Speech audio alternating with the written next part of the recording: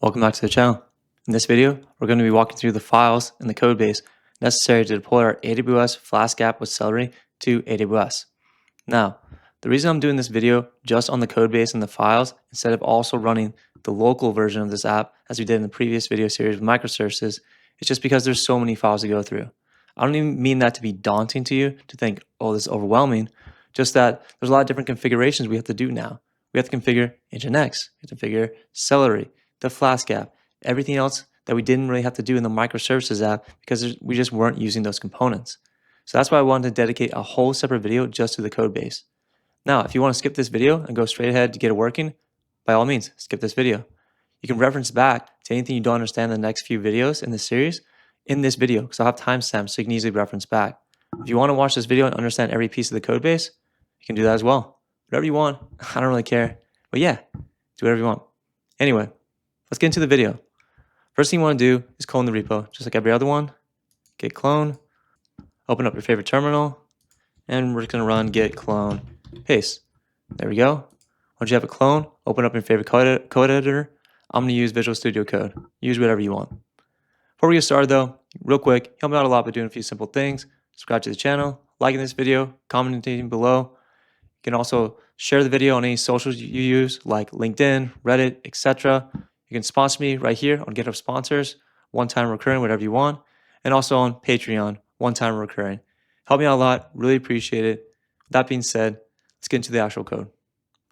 Now, the first file we're going to go through is this docker-compose.yml. Is this necessary beyond running it locally? No. You only need this file to run the code base locally. It has nothing to do with AWS. The reason I want to go through this file first because it shows each one of the different components we're going to use in the app very easily and visually for us to see. So I've already minimized a little bit here. We see our services at the top. We see RabbitMQ.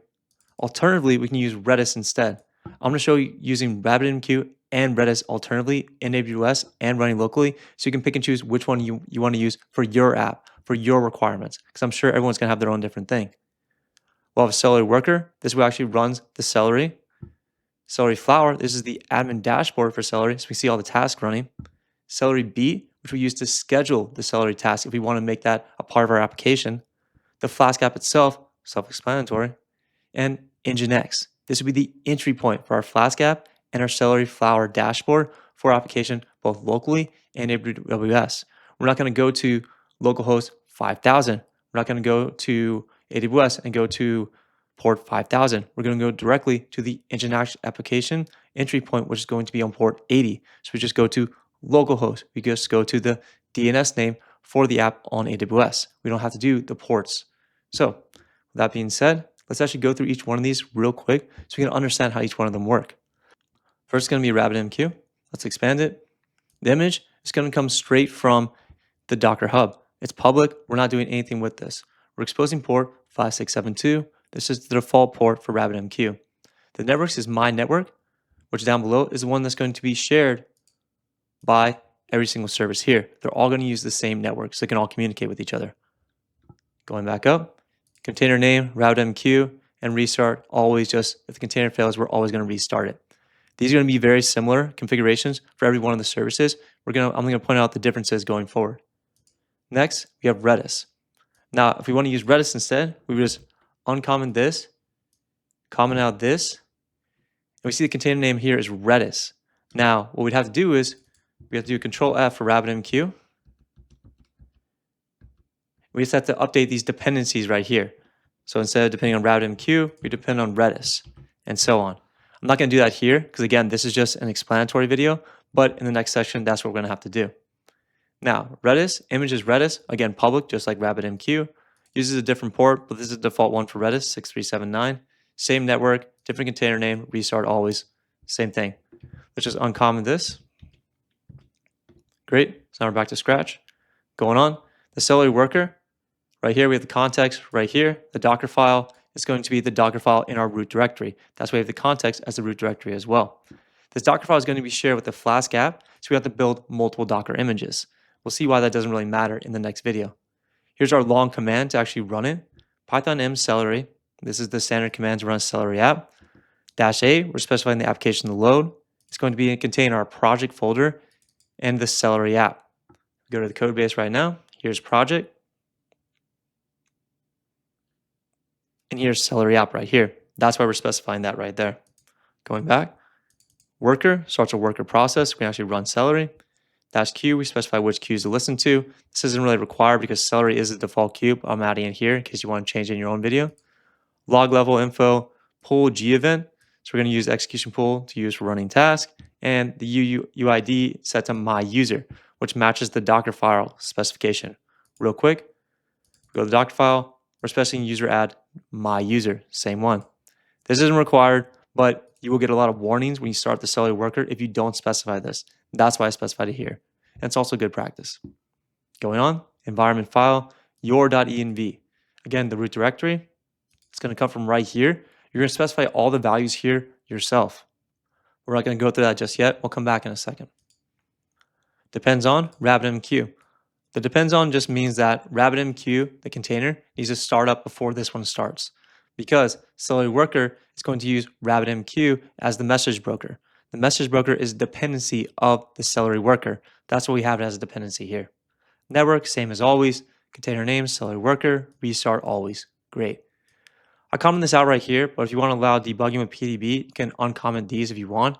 Not required. Just optionality, giving you more options for your own application, your own development. Celery Flower, this is the dashboard. This is where you can see the task running, see how many executions we have. It's very powerful and very useful. Absolutely not a requirement though, but it is highly useful and is recommended. Here's our image, again, public, environment file, same file. The command, python-m Celery, specifying our broker. We would also need to change this to Redis right here if we want to use that instead. We're specifying our message broker. This is saying RabbitMQ. Using the same port we specified above for RabbitMQ. Flower, port 5555. This is the default port for Celery, and the URL prefix is flower. You can change this wherever you want. This is, again, the default.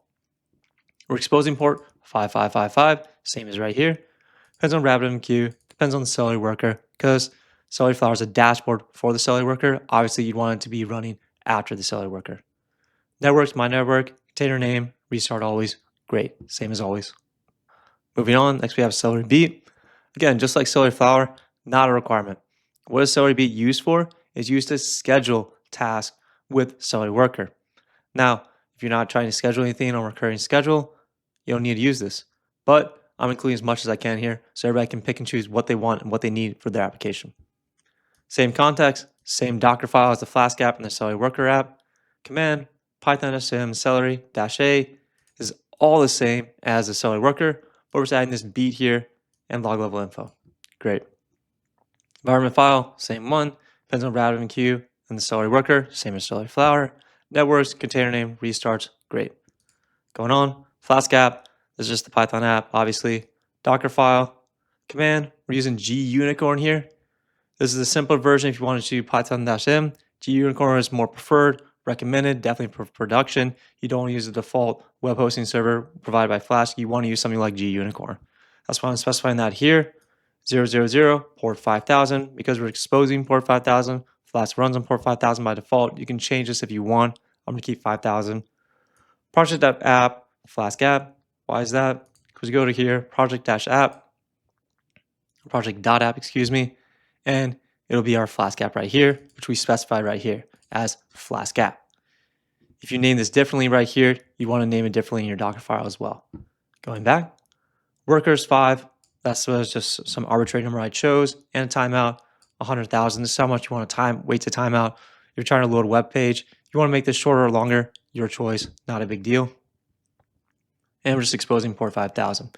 Now you notice here I also have ports 5000 and expose 5000. If you're familiar with Docker, shouldn't be confusing, but if you're not, expose 5000 means that we're only exposing 5000 to the internal network, this my network that all of them are using.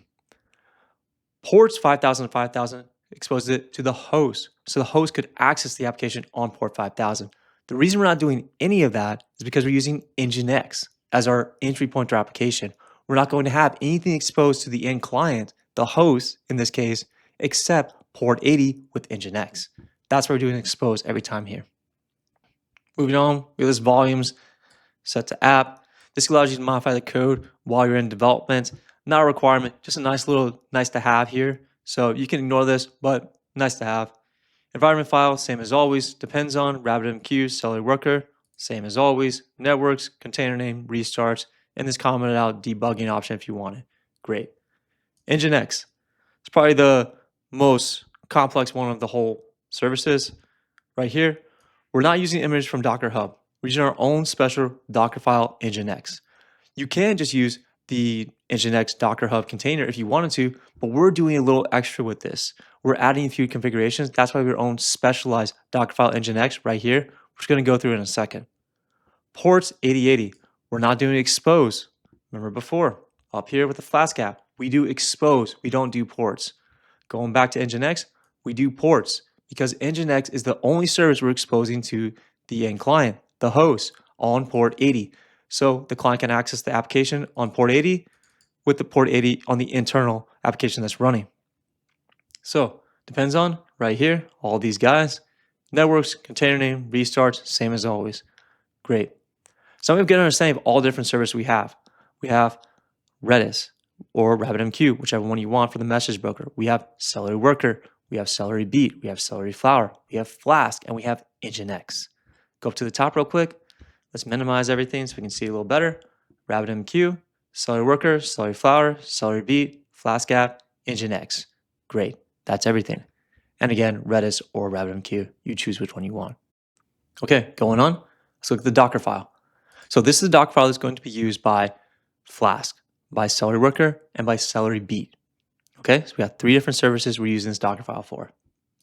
Right here, from Python 3.13-slim, this is going to be our base image. You can pull it from the straight Docker Hub. We're adding a user, my user. This is always recommended to add a user, not use the root for security, for best practices, of course. Working directory, we set it to just app. We're copying pyproject.toml. Maybe you've never heard of what pyproject.toml is.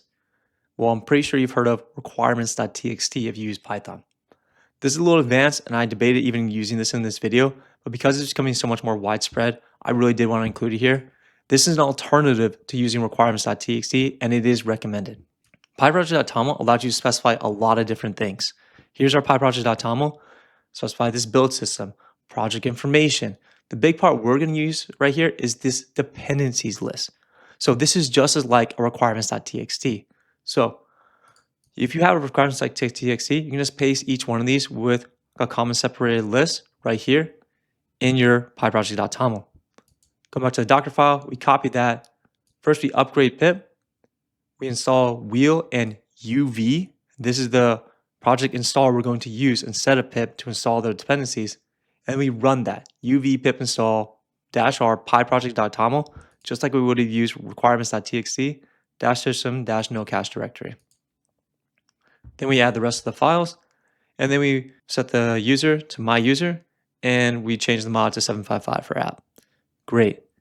Now, if you didn't want to use docker-compose and you want to just run the Dockerfile by itself, you can uncomment this line and run the gunicore right here if you wanted to. But we're going to be using docker-compose every time. But again, I'm trying to give you as much as I can in these videos so you can play around as much as you want. Okay, going on. pyproject.toml, again, the dependencies, line 16 to 26. It's the only thing that really matters here. The only thing you really need to be concerned with here. This video is not about teaching you pyproject.toml, teaching you poetry, teaching you UV. That's not the point of this video. I'm not trying to bog you down. But I am showing you dependencies right here with pyproject.toml. That's what we're going to be using for this video. Going on. Dockerfile nginx. Again, remember, I told you, docker-compose, going down. Nginx, we could have used the base image from Docker Hub, like we used for Redis, RabbitMQ, Celery flower. We're not. We're running our own custom Docker image. We go here. This is the Docker Hub nginx image. But instead of doing that, we're going to write our own. Why are we doing that? Because I wanted to show you a cool feature of nginx. That's probably something that you definitely want to use in your project, is that you can use nginx to serve static images, static CSS files, static JavaScript files. And the way you do that is with these configurations right here, this nginx config that we copy over, which we're going to see in a second. This allows us to serve static images directly from nginx instead of the web server, which improves load times. In addition, with nginx in our configuration, we're also going to specify the entry point to our Flask application and our Celery flower dashboard through the configuration. where we expose port 80, but on the internal network, we're using port 5000 and port 5555 for the Flask app and the Celery Flower dashboard, respectively. Again, exposing port 80 so the client can access the application on port 80.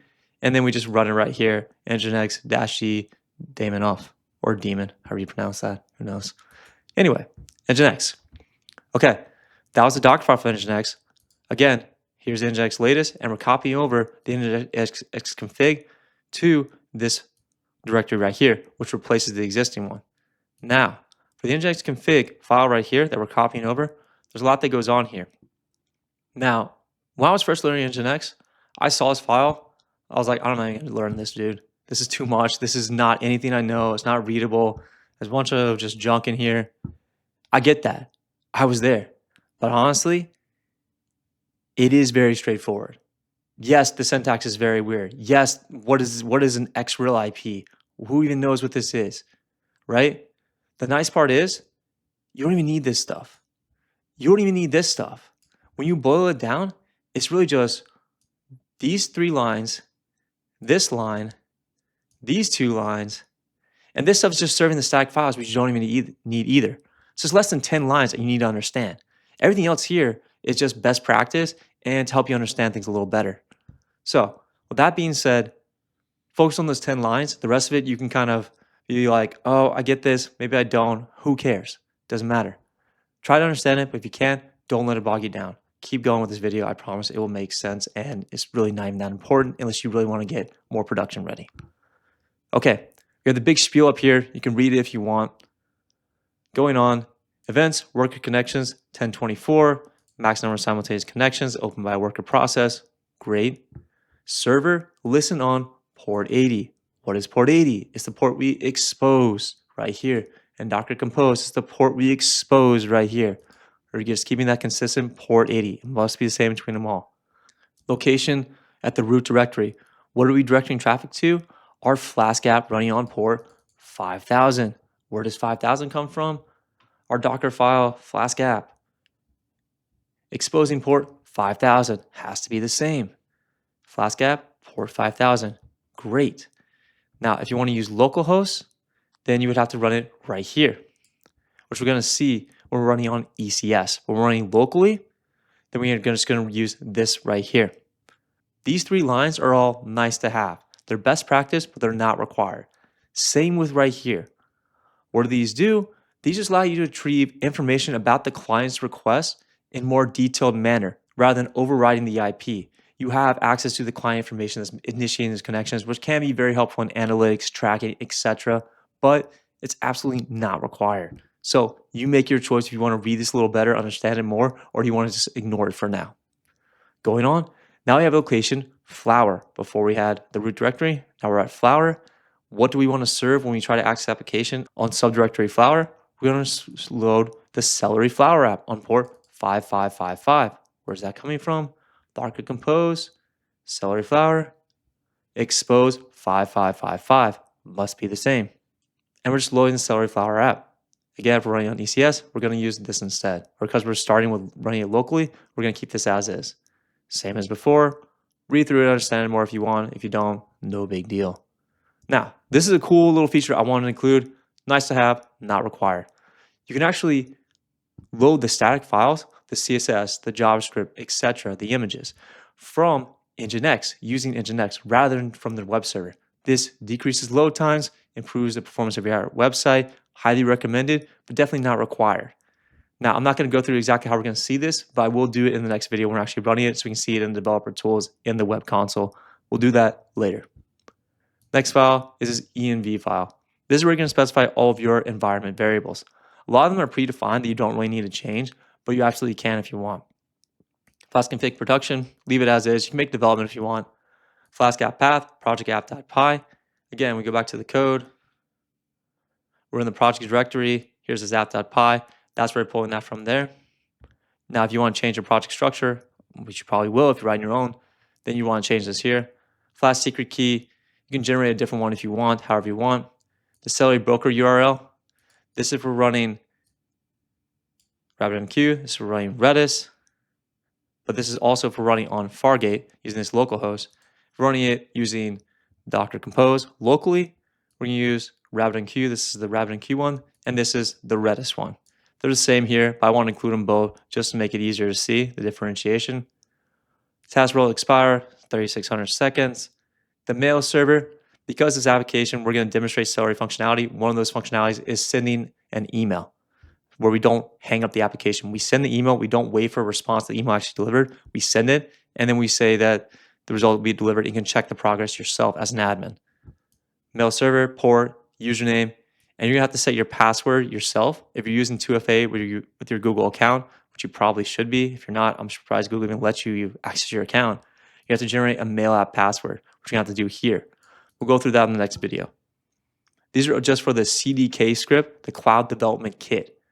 Now, Cloud Development Kit, this is we're going to automate all the deployments of the different components on AWS so we can access your application very easily and very quickly in a production-ready sense. These are not necessary to define, but if you get to the CDK script section, then they will be necessary, but we'll go through that when we get to them. Next is this target group, Celery flower ARN. This is just we want to specify and run our add target group to load balancer.py script. This isn't going to come in until the CDK script, and I'll go through that when we get to it. And finally, the environment name. This is again isn't going to come in until the CDK script, but like I've said for probably the 10th time now, we'll get to it when we get to it. Great. Okay, that was all the code for the different configuration files. Now we're going to go through the code for the Flask application. Now the Flask application code is going to come from, go up to the top level directory, zoom out a little bit, from this project folder right here. So every one of these files is underneath the project folder. Okay, going back. First we have this init.py. We see it right here underneath the project folder directly. This is what's going to be called to initialize our Flask application. Nothing crazy going on here. We're running our create app. We're specifying the config name. If it's not specified, we'll just call from our environment variables. Initializing our Flask application, setting the config, and then setting up our mail extension. This is what we need to set up to be able to send mail from Flask. Like I specified before, we need that to demonstrate Celery. Going on, app.py. Here's our Flask app. We call the create app function coming from our init.py right here. We initialize our Flask application.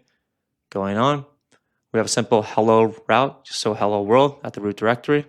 Celery test division. We're demonstrating using a Celery task to run a simple division and return the result. Celery test division fail. We're demonstrating running Celery division 4 divided by 0, showing it will fail, demonstrating that result. Testing a requeue example. This was testing running the requeue functionality with Celery. And then finally, this is where the big meat comes in, the send email function under the send email route. This function is where we're going to demonstrate Celery functionality in a real use case of sending an email. Rather than waiting for the mail server to respond that the email was sent, hanging up our application so the user can't interact anymore, we're going to immediately process it, send it to the queue, the Celery worker queue, have the Celery worker queue execute the task for us, sending the email, and not wait for the response with the application so the application doesn't hang. Very powerful, very production use case, and that's what we're going to demonstrate here. We just run the template, the index.html. This is a simple send email template. We get this values from the form, and we send it with a send async email.delay. Flash that the email is sending, and then we return the redirect to send another email if the user wants to. And this is code you can uncomment if you want to run this file locally without Docker Compose. The Celery app, this is where we specify all our Celery configurations. Celery broker URL, we're pulling from our environment variables, which we specified in the your.env file we mentioned previously.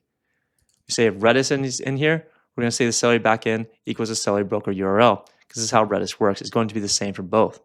But if we're using not Redis, meaning we're using RabbitMQ, the Celery backend is going to be rpc:// This is for RabbitMQ specifically. They have to be different. That's why we specified them differently here.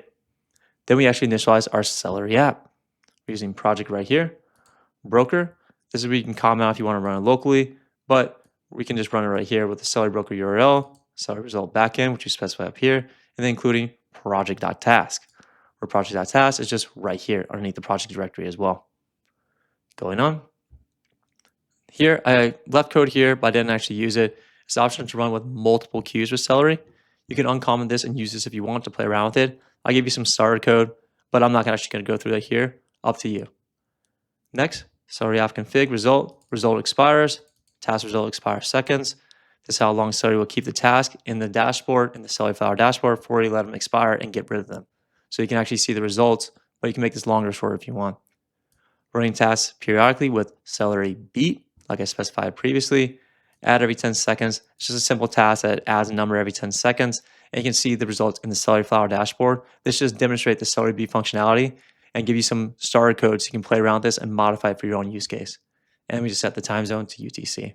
Again, you can uncomment this if you want to run locally. Going on, config. This is the Flask app config.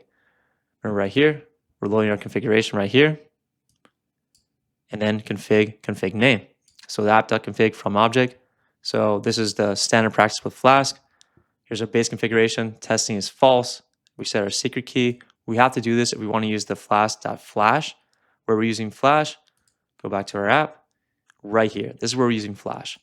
You have to use you have to specify the secret key here. We specified in the your.env file, so you can just leave that as is, but it's just for this simple Flash message. Development config, we set debug equal to true. Production config, we set debug equal to false. We specify all of our mail server information. That's the reason I set the Flask config to production in the your.env file, because we're loading the mail server information only in production. And then our config, development, and production. That's where we're able to reference it right here in config name. Great. Going on, extensions. This is just initializing the mail extension. Again, this is just standard Flask procedures and setup. Tasks.py. This is for the Celery task. This is where we specify them all. Going on, what do we have? We use @Celery app.task decorator. Great. Because Celery app right up here. We initialize the Celery app right here. So we call this Celery app.task decorator, and this allows us to run this. Test print. We're just printing the time.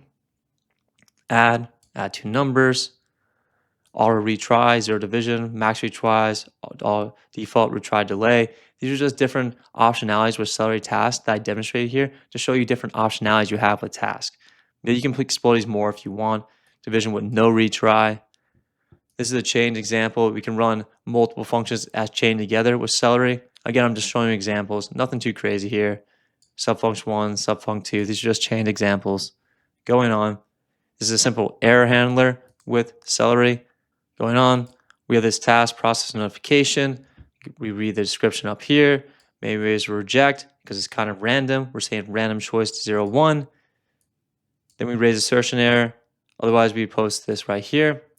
The bind keyword allows self parameter to be passed in. We put this bind right here. Here's our self right here. And then we just process this. And then we just call this self.retry right here with the exception, the countdown, the max retries. I'm going kind of fast here. The reason is, the point of this video is not to teach you a bunch about Celery, it's to get an actual application working with Celery. You can explore these examples more if you want to understand them more. I'm just giving you a lot to work with, because that's what I like to do in this video, is give you as much as I can to work with, and you make your own judgment call whether this is important, whether I need this from my application or not. Same thing here, but instead of the random choice 0, 1, we're saying the daytime second, current daytime second is greater than 30. Then we raise the assertion error. If not, we don't. Great. Last one, the send async email. This is bread and butter. We're actually sending the email using Celery worker. It's called send async email. We go back to our app. We're calling it right here. And with the app, we're calling this .delay. You have to use the .delay functionality to actually run the Celery worker as an async task with the Celery worker. Here's our Flask app with Flask app.context. It's a standard operating procedure with Flask. We build our message, and then we use our extensions.mail right here. Here's our mail extension. We initialize, and we send the email, and we return email sent. Great. Last few files to go through, not terribly important. CSS, style.css. This is just the CSS styling for the index.html to send the email. Script.js, this is just adding an X button on the Flask message. You can dismiss it if you want manually.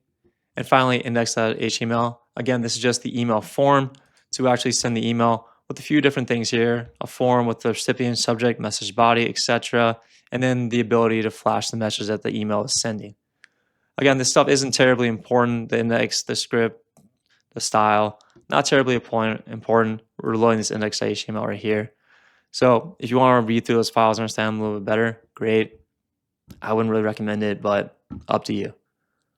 All right, so that's all the important files for this video series. Again, I'm gonna have timestamps for each one of the files. You can reference back to which one is important to you, which one you need to understand better. If you're watching this video series and you reference back. But I hope you understood everything. If you didn't, it's okay, because it's very hard to understand something if you haven't seen something working yet.